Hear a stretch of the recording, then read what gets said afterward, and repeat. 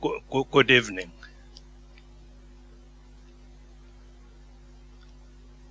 I have a royal message to deliver.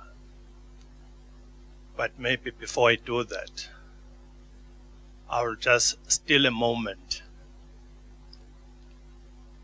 to say a few words of my own. First and foremost, it goes to the Masilela family. May I invite the Masilela family to look around this hall just for a few seconds. Move your eyes around. And I won't ask you what you see, but I will tell you. What we have put together as this evening's program is something that you really find and see. To keep an audience alive, attentive, and appreciative of all of what they've heard.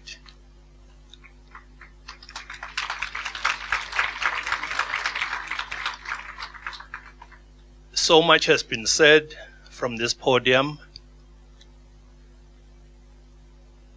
by different ladies who, according to the program, are referred to as widows. As I was sitting down there, listening to all the speeches that they gave, I was touched, I was moved, and the MC said, standing here, she was becoming emotional.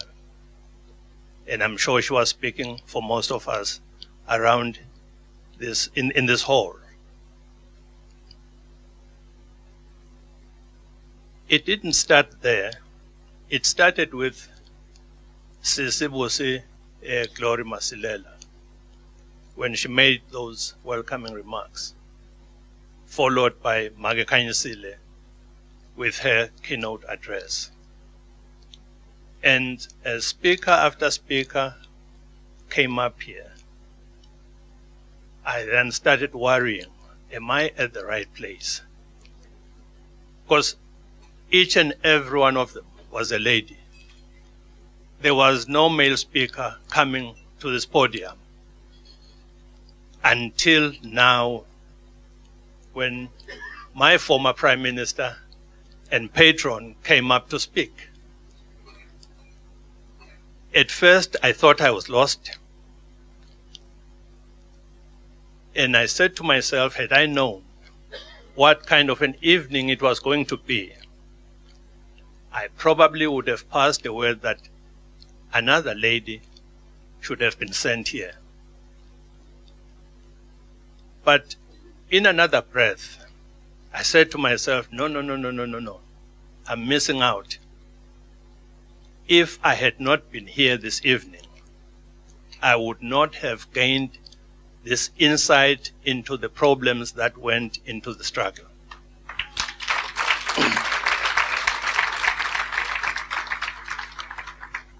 To all the individual speakers and collectively, I wish to congratulate you and thank you very sincerely for sharing your stories with us this evening.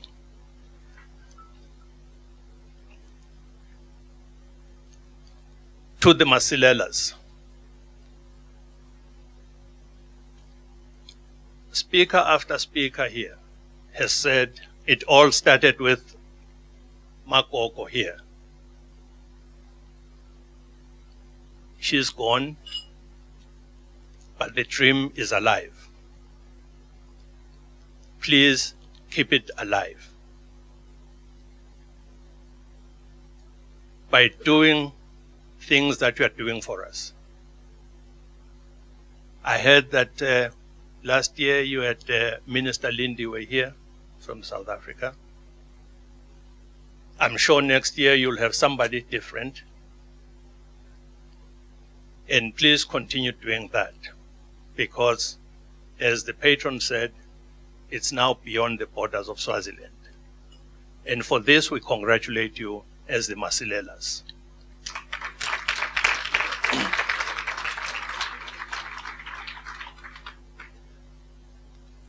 Let me go back to the text.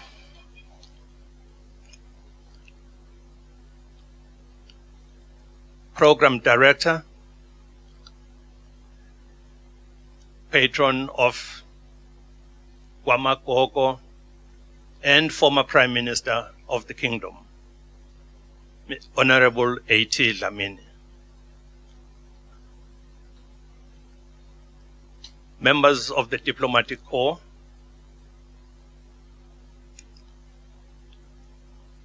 Bagamasilela,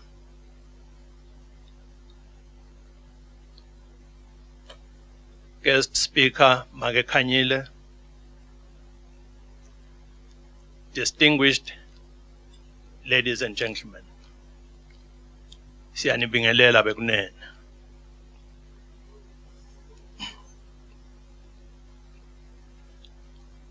This event today comes after just 2 days of commemorating 40 years of that epic yet very dark day in the history of the struggle for human dignity for all in South Africa. The Students' Uprising of June 16, 1976. And please bear in mind that I'm reading a text from His Majesty. Although some of us were still very young then,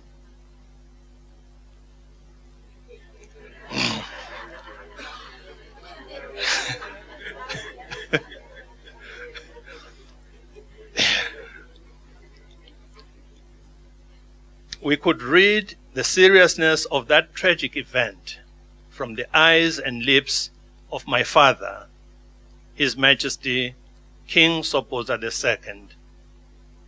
And as I grew up, I also began to appreciate what happened on that day and the months and years that followed.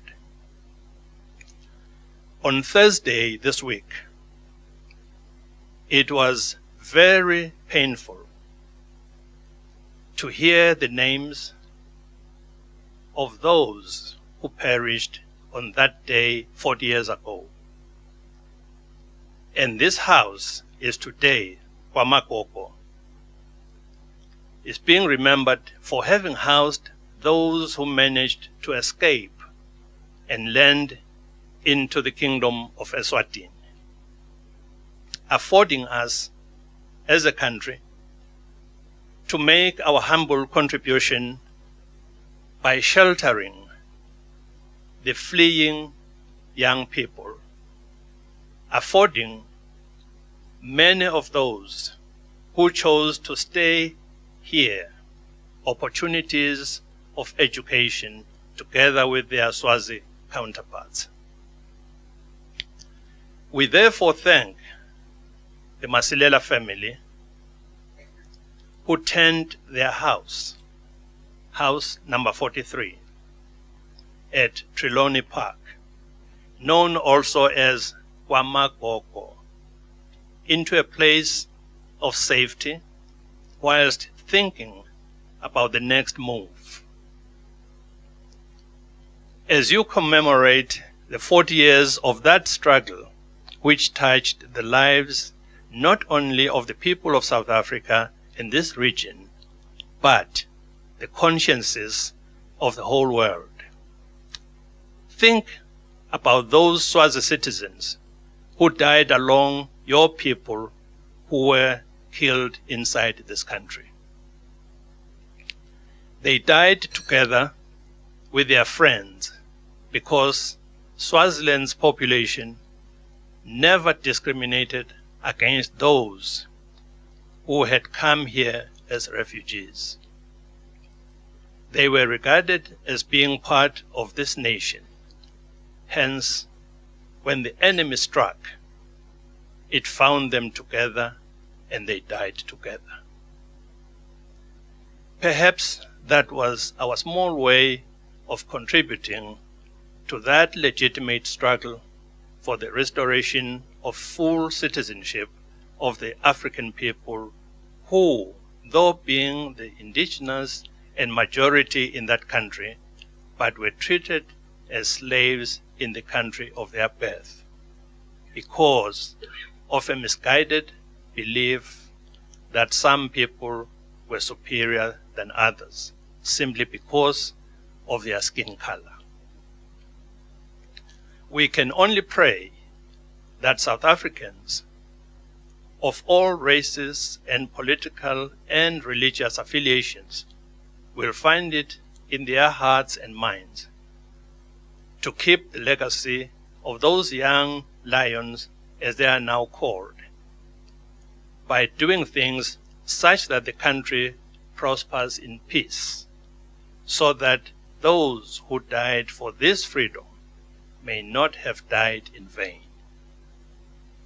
You owe this not only to them alone, but also to the generation of the Mandelas, the Mbegis, the Sisulus, and all those heroes and heroines, some of whom have left this world. You owe it to Africa and the whole world for their collective efforts in ensuring that peace and democracy returned to the people of South Africa. Thank you. Siyabonga.